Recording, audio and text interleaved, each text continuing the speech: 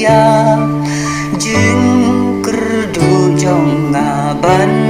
pendak unong ya lam rumah uhi ban lam ya nga neng syakri ulok kum une hay ngin shem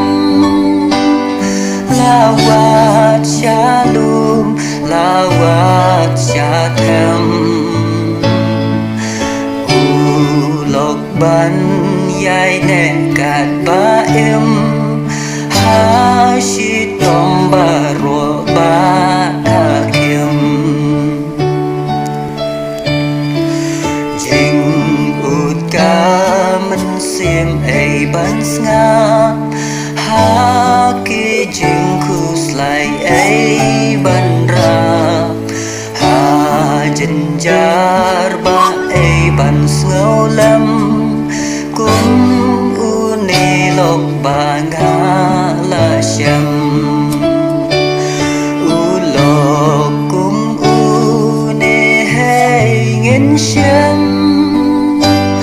lawat shalom lawat syatem ulok ban yai nekat ba em hashi tom baro ba takim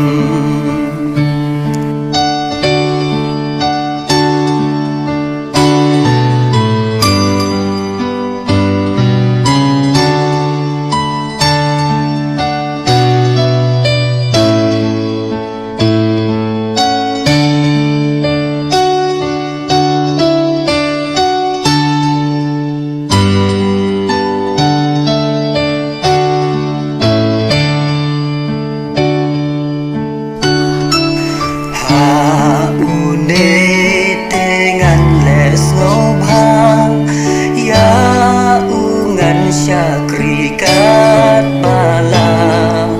ki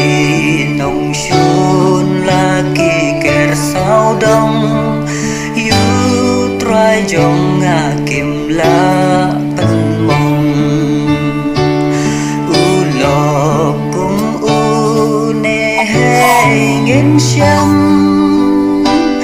lawat shalom lawat syatem